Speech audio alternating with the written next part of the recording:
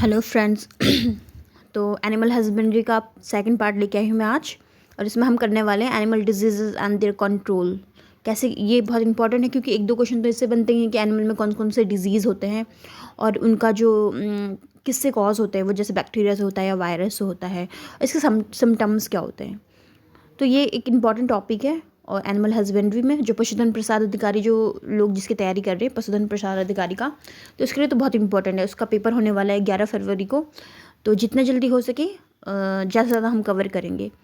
और आपको अगर ऐसे ही वीडियोस चाहिए तो प्लीज़ मेरे चैनल को सब्सक्राइब कीजिए और वीडियो को लाइक कीजिए। तो आज हम करने वाले in animal disease and their control. चलो शुरू करते हैं। तो आपको मैंने फर्स्ट वाले जो पार्ट था उसमें बताया था डोमेस्टिकेटेड एनिमल्स कौन कौन से, जैसे हमने बताया था बफेलोज, काउज, शीप, गोट, कैमल्स, इन सब के बारे में बताया था। ठीक है, तो इनमें भी डिजीज़ होती है। तो ये जो डिजीज़ होती हैं ये क्या होती है?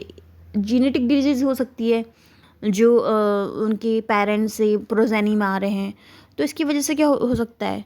ये जेनेटिक हो सकते हैं या फिर ये इन्फेक्शियस हो सकते हैं। जैसे इन्फेक्शियस किसकी वजह से हो सकते हैं? जैसे वायरस, बैक्टीरिया, प्रोटोजोआ, फंजाई और वॉर्म्स की वजह से क्या होता है? जब इनकी वजह से डिजीज़ होता है तो इनको क्या बोलते हैं? इन्फेक्शियस डिजीज़ हो सकते हैं, जो एक से दूसरे एनिमल्स में क्या होती है? ट्रांसफ़र होती है इन्फेक्शियस डिजीज़। अब जो एक कॉन्टेजियस डिजीज़ मतलब क्या होता है? जब एक हेल्थी एनिमल है और उसके कांटेक्ट में एक डिजीज़ एनिमल आ रहा है, तो क्या हो जाएगा? हेल्थी एनिमल को भी तो जो उसके कांटेक्ट में आता है, डिजीज़ एनिमल के कांटेक्ट में जो आता है हेल्थी एनिमल, उसको भी डिजीज़ हो जाता है। तो इसको क्या बोलते हैं? Contagious disease. ठीक है।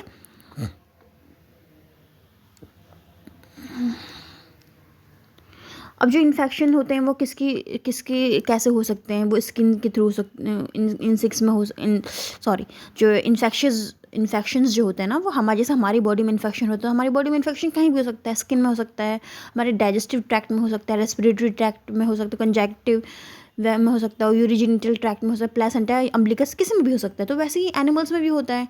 तो एनिमल्स में भी स्किन, डाइजेस्टिव ट्रैक्ट हो गया, रेस्पिरेटरी ट्रैक्ट हो गया, यूरिजिनिटल ट्रैक्ट हो गया, प्लेसेंटा, अम्बिलिकस एग में, तो इनमें इन्फेक्शन हो जाता है। तो इसको क्या बोलते हैं? Infectious disease.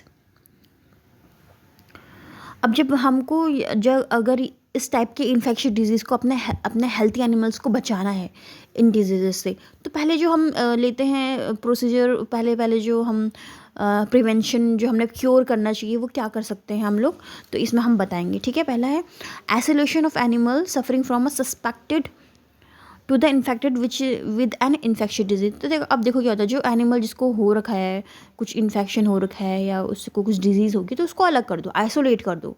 ठीक है। जो सफ़र कर रहा है उसको आइसोलेट कर दो, हेल्थी एनिमल्स को अलग कर दो, ताकि वो एक हेल्थी एनिमल्स में ना वो कॉज हो। ठीक है। दूसरा, proper disposal of the waste and the material that were in contact with the disease animal. अब जो डिजीज एनिमल से जो भी वेस्ट हो रहा है या जो भी वेस्ट मटेरियल जो भी, उसका प्रॉपर डिस्पोजल, अच्छे से डिस्पोजल करना चाहिए, क्योंकि हो सकता है ना कि जो वेस्ट है उसकी वजह से भी कोई डिजीज़ कॉज हो जाए। Proper cleaning and disinfection of the animal house and other material that were in contact with the disease animal. अब देखो, जहाँ पर हम लोग एनिमल को रख रहे हैं, तो वहाँ पे पूरा डिसइंफेक्शन करना है, वहाँ पर प्रॉपर क्लीनिंग करनी है, साफ़ सफाई रखनी है, ताकि और जो भी चीज़ें हैं डिजीज एनिमल के कांटेक्ट में आ रही, उसको साफ़ रखना है ताकि वो स्प्रेड ना हो अदर एनिमल्स को। ठीक है। Transfer of healthy animals to a pasture other than that by disease. जो हेल्थी एनिमल है उसको अलग जगह प्रोवाइड करनी है। ठीक है। वैक्सीनेशन ऑफ एनिमल्स हो गया, हमको उनको प्रॉपर वैक्सीनेशन देना चाहिए। Injection of anti serum into healthy animals whenever an epidemic is expected. जब भी कोई महामारी आने वाली है तो क्या करना चाहिए कि हमें जो हेल्थी एनिमल्स उनको एंटी सीरम देना चाहिए। हो जाती है ना कभी कभी कि बहुत सारी एक डिज़ीज़ जो बहुत ज़्यादा किसी को अफेक्ट करती है, तो उसको एपिडेमिक बोलते हैं ना। तो ऐसे में क्या होना चाहिए कि हेल्थी एनिमल्स को एंटी सीरम देना ज़रूरी है, ताकि उन पे कोई ज़्यादा फ़र्क ना पड़े, डिजीज़ कॉज ना हो. The authorities of the veterinary department should be immediately informed of cases of infectious disease. This will allow them to initiate measure to prevent the spread of the disease. अब क्या होता है, जब भी कोई बीमारी आ रही है तो उसको सबसे पहले क्या वेटरनरी डिपार्टमेंट को बताना चाहिए. इससे क्या होगा कि वो इन्फेक्शन जो कॉज हो रहा है उसको उसके एक प्रॉपर मेजर्स ले सकें, उसको प्रिवेंट करने के, उसको रोकने के, हम उसको ताकि वो फैले ना, तो उसको रोकने के लिए जो वेटरनरी जो डिपार्टमेंट है वो इमीडिएट एक्शन ले. तो ये तो नॉर्मल था, ये आपने देखा भी होगा. अब जो मेन जो ये चार्ट है ना, दिस इज़ मोस्ट इम्पॉर्टेंट. इसमें क्या है कि main infection disease of domestic animals, कौन कौन से डिजीज़ हैं, किसकी वजह से होता है, इसका पैथोजन कौन है और इसके सिम्टम्स क्या हैं, तो वो हम पढ़ेंगे. तो सबसे पहले है बैक्टीरियल डिजीज़. बैक्टीरियल डिजीज़ का सबसे पहले एंथ्रेक्स. एंथ्रेक्स किससे होता है, बैसिलस एंथ्रेसिस. और क्या होता है इसमें, fluid mixed frothy secretion from external opening of body, increase respiratory rate.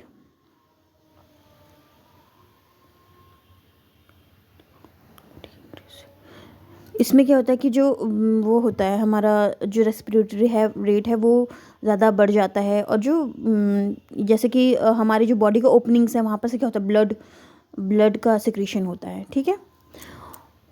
Haemorrhagic septicaemia, तो ये किसकी वजह से होता है, पैस्चुरेला मल्टोसिडा.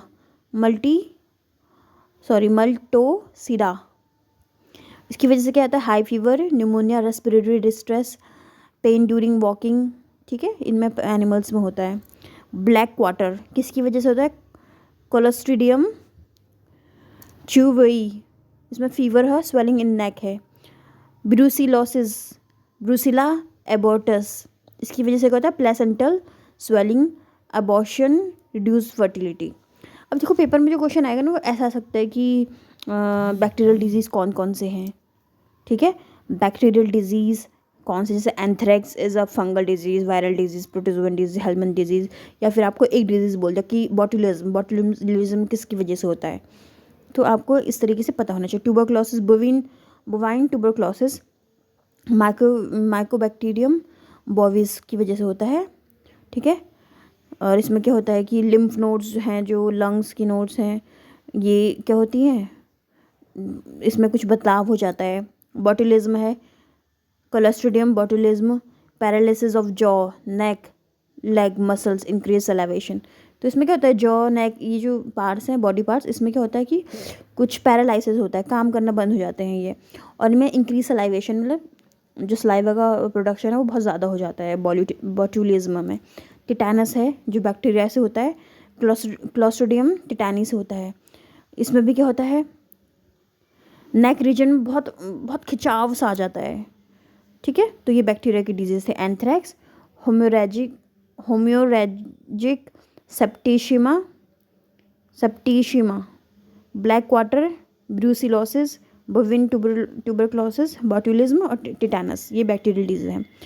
वायरल डिजीज़ में जो पहला है ना, रेंडर पेस्ट, बहुत क्वेश्चन आते हैं इसमें, बहुत ही ज़्यादा क्वेश्चन. रेंडर पेस्ट, तो रेंडर पेस्ट होता है वायरल डिजीज़.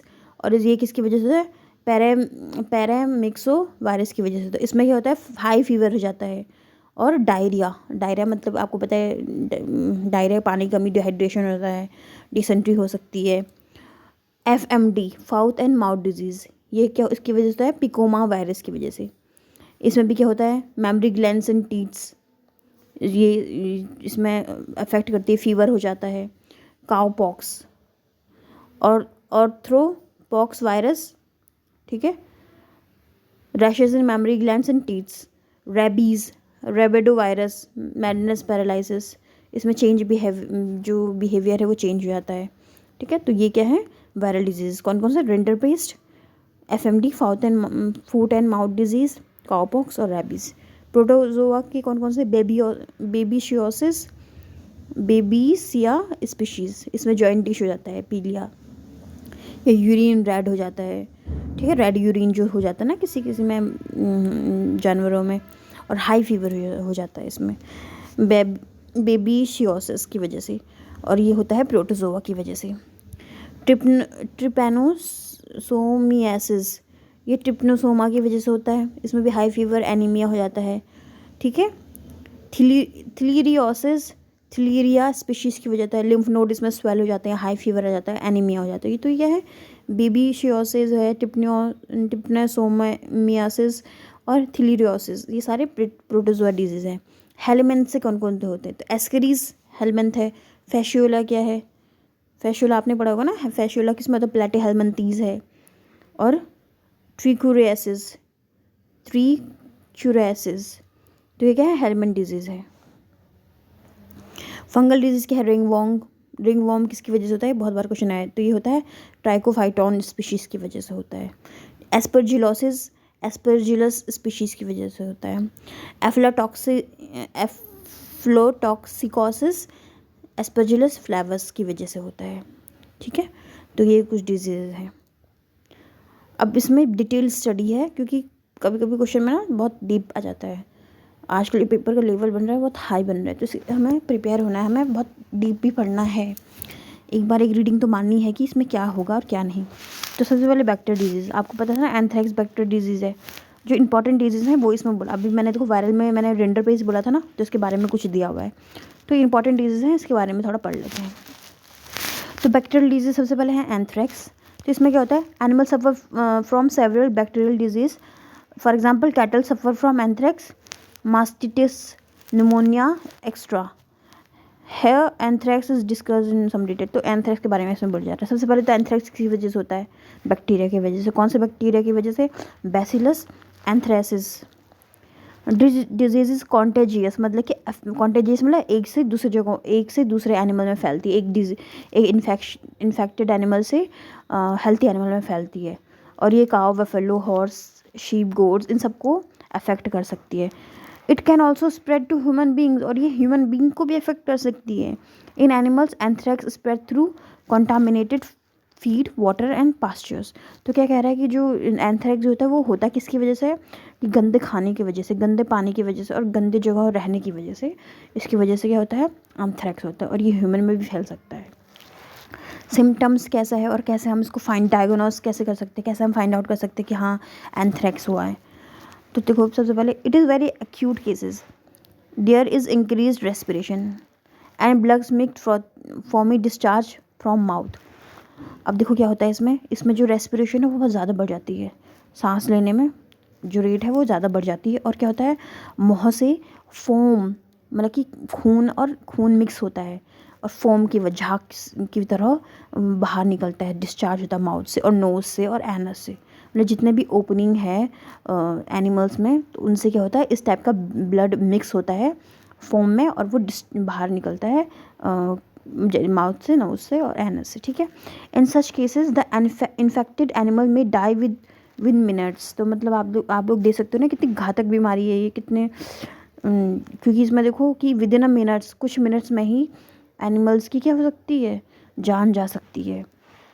बट इन सब acute and chronic cases the infected animals have high fever. लेकिन जब लेट में क्या होता है, अगर बहुत देर तक ये बीमारी रहेगी तो इसमें क्या होता है, हाई फीवर आ जाता है, और कितना 41.1 डिग्री सेल्सियस तक इसमें एनिमल्स को फीवर रहता है। And increase pulse rate and respiration rate, दिल की धड़कन तेज़ रहती है, पल्स रेट ज़्यादा तेज़ रहती है, रेस्पिरेशन रेट तेज़ रहती है। There is discharge of black shiny and foamy material from natural openings of animal. तो मैंने आपको बता दिया कि इसमें क्या होता है, ब्लैक शाइनी फोमी जो है वो ओपनिंग से ये बाहर निकल जाता है। द इन्फेक्ट, अब देखो जब सब एक्यूट और क्रोनिक केसेस हैं तो इसमें क्या होता है, 2 से 3 दिन में किसी की ये डिजीज एनिमल की मृत्यु हो जाती है। The anthrax bacterium seize up the oxygen carried by the the anthrax bacterium uses up the oxygen carried by the animal blood. तो क्या करता है, जो एंथ्रेक्स बैक्टीरियम होता है वो क्या करता है कि जो एनिमल में जो ब्लड है, उस ब्लड में जो ऑक्सीजन है उसको यूज़ कर लेता है एंथ्रेक्स। तो अगर फिर as a result the animals die due to lack of oxygen. अब जब वो ऑक्सीजन जो एंथ्रेक्स है वो यूज़ कर लेता है, तो जाहिर सी बात है कि एनिमल के बॉडी में क्या हो जाएगा, लैक ऑफ ऑक्सीजन हो जाएगा, जिसकी वजह से एनिमल की डेथ हो जाएगी। अब डायग्नोस कैसे करते हैं, ठीक है। Diagnosis can be confirmed by microscopic observation of the bacterium in the blood of patient or by culturing the bacteriums present in the blood on a suitable medium.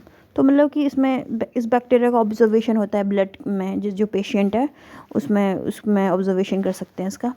अब इसका कंट्रोल कैसा है, कैसे इसका कंट्रोल कर सकते हैं.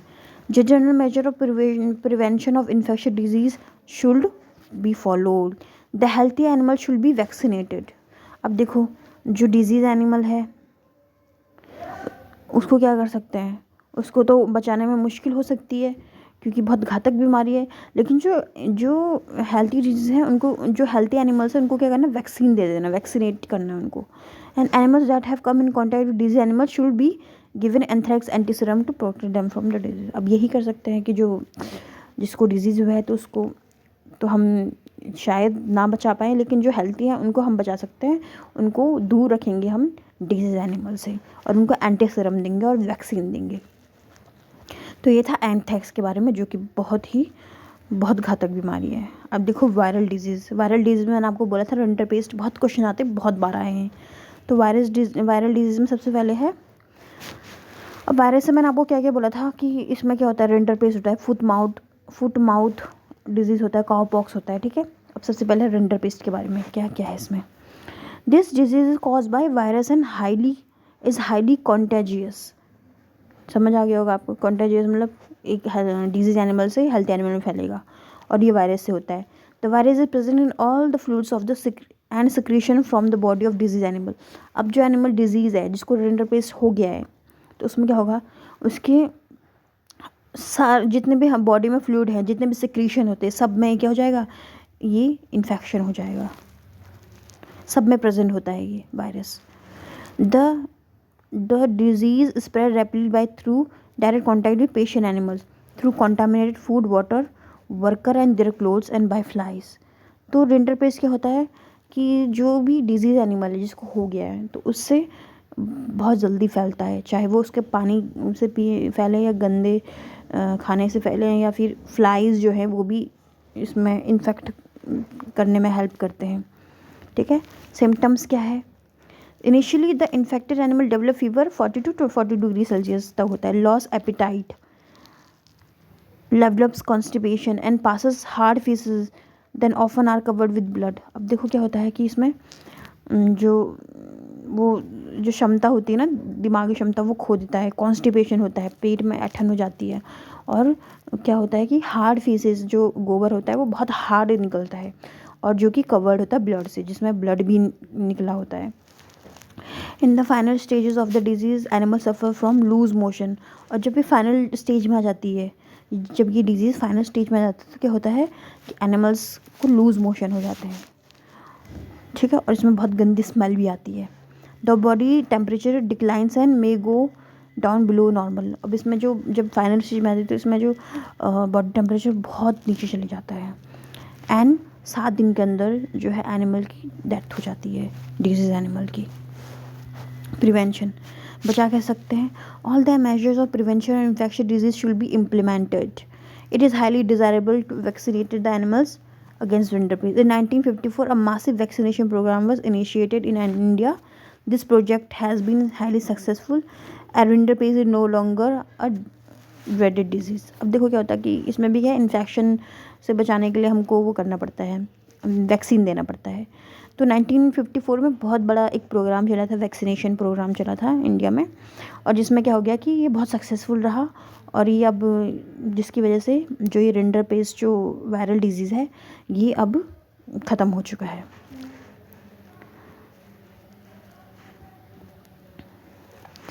FMD, फाउथ एंड माउथ डिजीज़, इसको एप्थोस भी बोलते हैं. एप्थस फीवर. पेपर में तो कुछ भी आ सकता है ना, एप्थोस फीवर पूछेंगे तो आप कंफ्यूज हो जाओगे कौन सा डिजीज़ है, ये तो पढ़ा ही नहीं है. तो एप्थोस फीवर है mouth and foot disease. It is fast spreading disease of ruminants and artiodactyla. Artiodactyla वही है काऊ बफेलो. ठीक है, इसे आर्टियोडक्टाइला में आते हैं. It is usually infection tetrapods, cow buffalo, sheep, pig. इसमें आया है, although it is not a fatal disease, ये घातक बीमारी तो नहीं है। The milk and wool production and working capacity of an infected animal is reduced substantially. इसमें क्या होता है देखो कि ये घातक बीमारी नहीं है, लेकिन इससे क्या होता है कि जो मिल्क प्रोडक्शन होता है या शीप या गोट में वूल प्रोडक्शन जो होता है या उसके काम करने की जो क्षमता है वो बहुत कम हो जाती है। Therefore the disease of economic importance, तो ये क्या होता है कि जो इंडिया की इकोनॉमिक इम्पोर्टेंस को कम कर देती है। इकोनॉमिक जो लॉस होता है इसकी वजह से बहुत ज़्यादा होता है, क्योंकि एफिशिएंसी कम हो जाती है एनिमल्स में प्रोडक्शन की। तो ये तो ऑब्वियस सी बात है ना कि हमारे इकोनॉमी को अफेक्ट करेगी। This disease is cause by the infection of picorna virus. तो एफएमडी किसकी वजह से होता है? पिकोमा वायरस की वजह से। Transmission of disease mainly by contact with the infected food and water. इस किसकी वजह से हो रहा है? गंदे पानी और खाने की वजह से। Air infected with this virus can also spread the disease. और जो एयर है उसमें जब ये वायरस होता है तो ये क्या करता है? ये भी डिजीज़ कॉज करता है। These virus may survive in up to 2 years after the infected animals has been cured. अब देखो कितना घातक है ये बीमारी, कितने कि इसके जो वो हैं वायरस हैं वो 2 साल तक जीवित रह सकते हैं। तो सिम्टम्स क्या हैं इसके? सिम्टम्स को तो बहुत हाई फीवर, अब ये फ़ारेनहाइट में दिया है 104 Fahrenheit to 106 Fahrenheit 1 to 2 days। The animal stops feeding and ruminating and become lethargic. तो इसमें क्या होता है कि जो एनिमल होता है वो खाना खाना बंद कर देता है, और जो जुगाली करते रहता है ना, मुंह चिल्लाते रहते हैं, वो बंद करना बंद कर देते हैं बिल्कुल।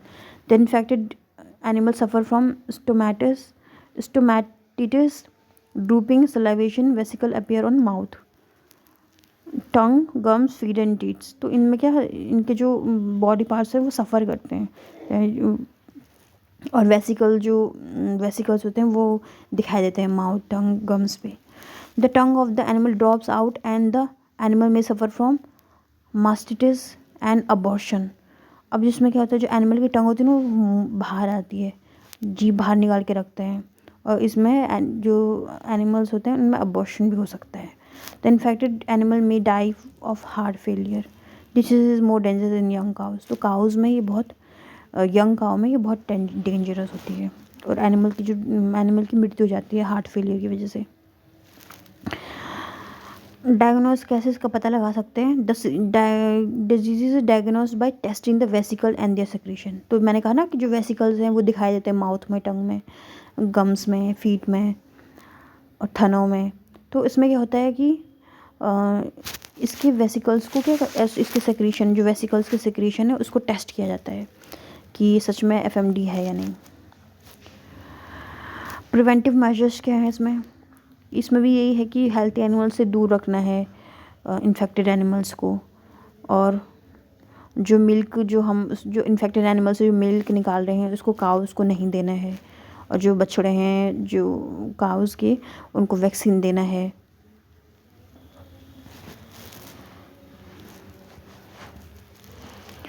अब पैरासिटिक एनिमल्स, आपको तो पता होगा ना कि 2 टाइप के पैरासाइट्स होते हैं, एक तो होता है एंडोपैरासाइट, एक तो होता है एक्टोपैरासाइट, एक तो होता है एंडोपैरासाइट। एक्टो जो बाहर प्रेजेंट होते हैं बॉडी के, और एंडो जो एनिमल के अंदर प्रेजेंट होते हैं। तो बहुत सारे, जैसे कि आपने राउंड वॉर्म देखा होगा, हमारी बॉडी में होता है ना round warm, Ascaris, tape warm है सुअर के, पिग जो है उसके इंटेस्टाइन में होता है, और टेप वॉर्म हो गया, लीवर फ्लूक्स हो गया।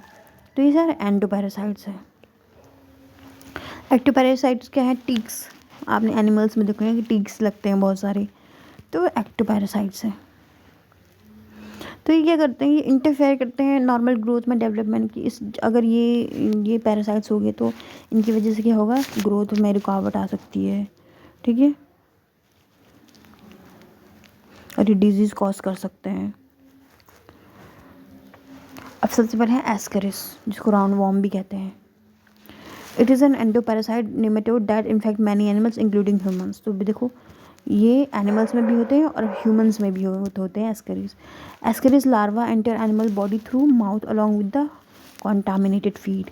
तो जो एस्केरिस के लार्वा होते हैं वो हमारे एनिमल्स की बॉडी में माउथ के थ्रू एंटर करते हैं, माउथ और बहुत गंदे खाने की वजह से एंटर करते हैं। The larva enter into the intestine tissue and migrate to the liver.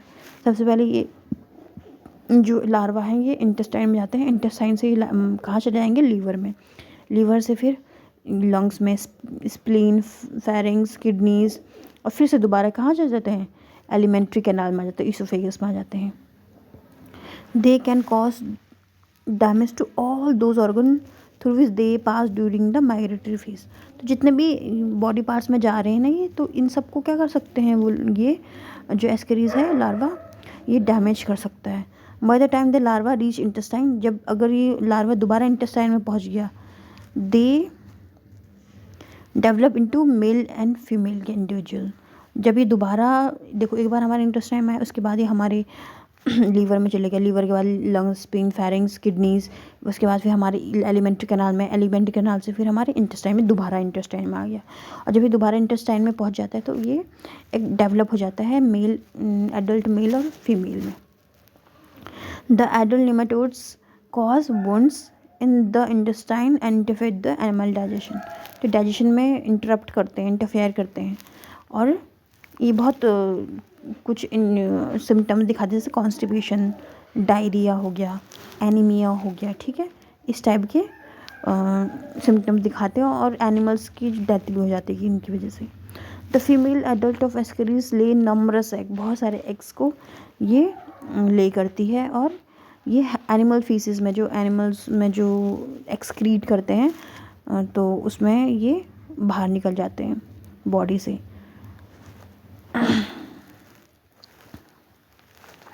Treatment कैसे होता है, ट्रीटमेंट है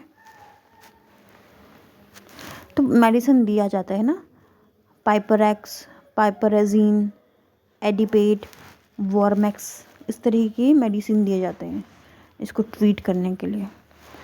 disease cause bye protozoa, protozoa से कौन सा डिजीज़ होता है, तो मैंने आपको बोला था ना अभी, टिक फीवर हो गया, कॉकडियोसिस, ये जो है ये प्रोटोजोआ का होता है। टिक फीवर क्या होता है, ठीक है, टिक फीवर को बेबीसिया भी कहते हैं।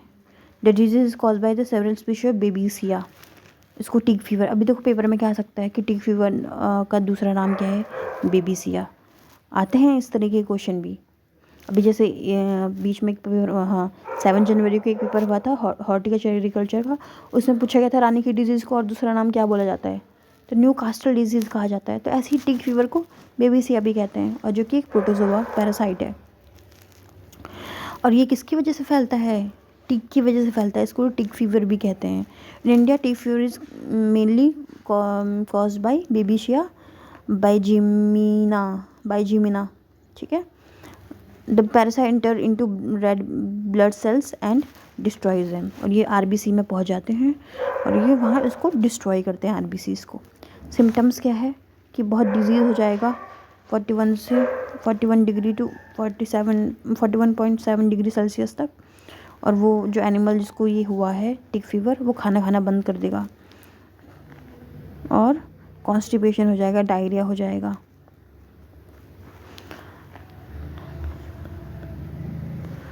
प्रिवेंशन कंट्रोल कैसे कर सकते हैं, तो सबसे पहले तो कंट्रोल, जो टिक हमें पता है कि क्या होता है, एक्टोपैरासाइट होते हैं, तो हम उसको ट्रीट कर सकते हैं और इनको फिर ट्रीटमेंट दे सकते हैं, इंसेक्टिसाइड ट्रीटमेंट दे सकते हैं ताकि वो बॉडी से ख़त्म हो जाए, ठीक है। Disease cause bye fungi, fungi से कौन सा होता है, अभी मैंने बताया था फंजाई से क्या होता है, एफ्लेटॉक्सिकोसिस हो जाता है, इसको क्या बोलते हैं, और माइकोटॉक्सिकोसिस भी बोला जाता है। इसमें क्या होता है, एक तो ये फंगल डिजीज़ है, और ये हम गंदा खाना खाने की वजह से, इन्फेक्टेड खाना खाने की वजह से ये हो जाता है। Scientist believe that these fungi produce a toxic substance aflatoxin, mycotoxin. तो क्या होता है, ये बहुत गंदा, एक बहुत टॉक्सिक सब्सटेंस बॉडी में वो प्रोड्यूस करते हैं, जिसको बोलते हैं एफ्लोटॉक्सिन और mycotoxin. Therefore the disease which arise due to these toxin is called, इसलिए इनका नाम ये रखा गया है, जो टॉक्सिन रिलीज करते हैं उसी के बेसिस पे इनका नाम रखा हो गया है। Toxin substance aflatoxin is produce by aspergillus flavus. तो जो एफ्लोटॉक्सिन, ये पेपर में भी आया है कि एफ्लोटॉक्सिन किसकी, क्या कौन कॉज करता है, तो एस्परजिलस फ्लावर्स करता है, जो कि क्या है, एक एस्कोमाइसिटीज़ है, ठीक है, एस्कोमाइसिटीज़ फंजाई है। These toxins are insoluble in water and are not affected by heat. तो देखो, अब ये वाटर में भी इंसॉल्युबल होते हैं, घुल नहीं पाते हैं, और हीट का भी इन पे कोई फ़र्क नहीं पड़ता है. Aflatoxin rapidly form by fungi in groundnuts, cotton seeds and some other games. तो जो प्लांट्स हैं उनमें भी क्या होता है, एफ्लोटॉक्सिन रैपिडली क्या फंजाई, जैसे कि कौन कौन से प्लांट्स हैं, जैसे मूंगफली है, कॉटन सीड्स हैं, इनमें भी क्या होता है, एफ्लोटॉक्सिन जो डिजीज़ है वो कॉज हो जाता है.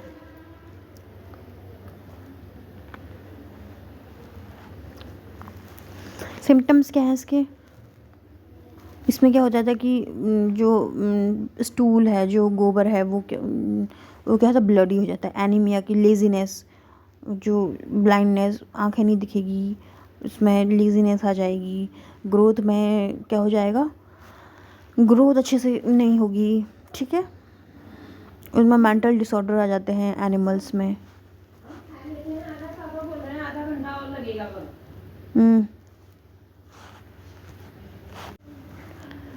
डायग्नोसिस कैसे कर सकते हैं, एग्जामिनेशन ऑफ फंगस.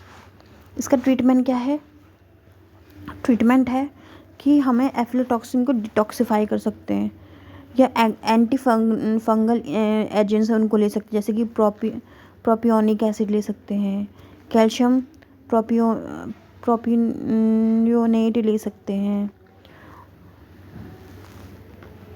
जो ग्रेन्स ले रहे हैं, जो हम ग्रेन्स ले रहे हैं ना, उसमें क्या है, ये मिला के 2-3 दिन तक मिला के तब हम ये फीड करा सकते हैं एनिमल्स को. अब जो एडिशनल इन्फॉर्मेशन, ये बहुत इंपॉर्टेंट है, बहुत इंपॉर्टेंट. इनसे कुछ ना कुछ क्वेश्चन ज़रूर आते हैं. Huskies are thick fur coated dogs and use by Eskimos to draw their sledges.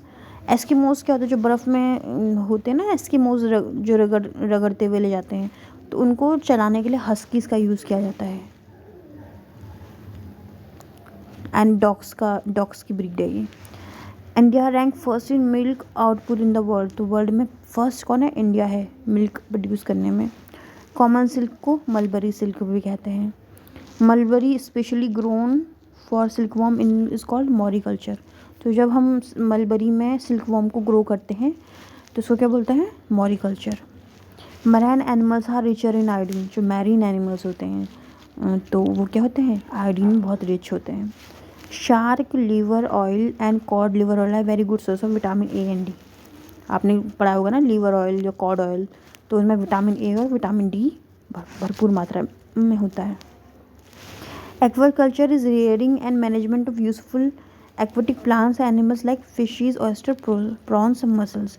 तो एक्वाकल्चर, एक्वा मतलब पानी होता है, कल्चर मतलब संवर्धन करना. तो जो पानी में जो चीज़ होती है ना, फिशेज, ऑयस्टर, प्रॉन्स, तो इनका संवर्धन करना. पिसीकल्चर, फिशेस, सिर्फ फिशेस का. Culture fishery is the raising of fishes in the tank and pond.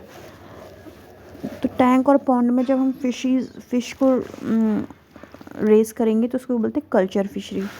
Capture fishery क्या होती है, कैप्चर फिशरी होती है is management of catching of fish without actually raising them. मतलब कि हम लोग उनको ग्रो नहीं कर रहे हैं, कहीं भी पर्टिकुलर एरिया में ग्रो नहीं कर रहे हैं, फिर भी हम लोग कैच कर रहे हैं, तो उनको कैप्चर फिशिंग बोल रहे हैं, उनको पकड़ रहे हैं ना हम. ब्रॉयलर्स, ऐसे चिकन्स जो क्या करते हैं, मीट के लिए ग्रो किया जाता है, उनको ब्रॉयलर्स कहते हैं. अंगोरा वुल किससे मिलता है, रैबिट से मिलता है अंगोरा वुल. NDRI, national dairy research institute कहाँ है, करनाल में है. हिसारडेल, जो एक न्यू ब्रीड शीप की डेवलप की गई थी, वो पंजाब द्वारा की गई थी, और किन दोनों की क्रॉस से की गई थी, बीकानेरी यूज एंड मैरियो रैम्स की वजह से. इन दोनों के क्रॉस से हिसारडेल जो न्यू ब्रीड है शीप की, वो डेवलप की गई थी. Silk is secreted by larva and silk is obtain bye from pupa और कोकून. तो सिल्क जो है वो सिक्रेट होती है लार्वा से, और वो कहाँ किससे मिलता है, कोकून से मिलता है. Natural silk is protein but artificial is carbohydrate. Most important कि जो नेचुरल सिल्क होता है, जो हम नेचुरली मिल रहा है, वो प्रोटीन का है, प्रोटीन से बना होता है. लेकिन जो आर्टिफिशियल सिल्क हम ग्रो करते हैं वो कार्बोहाइड्रेट्स के बने होते हैं. ठीक है. देखो इसमें बहुत सारे क्वेश्चन भी हैं फ्रेंड्स, आपको दिख रहा होगा प्रीवियस ईयर जो कंपटीशन एग्जाम में जो भी प्रीवियस ईयर क्वेश्चंस आए हुए हैं, तो ये इंपॉर्टेंट क्वेश्चन है। अगर आपको ये सॉल्व करना है तो आप प्लीज़ मेरे चैनल को लाइक कीजिए और कमेंट कीजिए कि yes you need question also. Okay, तो होप आपको ये अच्छा लगा होगा। प्लीज़ लाइक कीजिए, सब्सक्राइब कीजिए चैनल को और कमेंट कीजिए। Okay bye.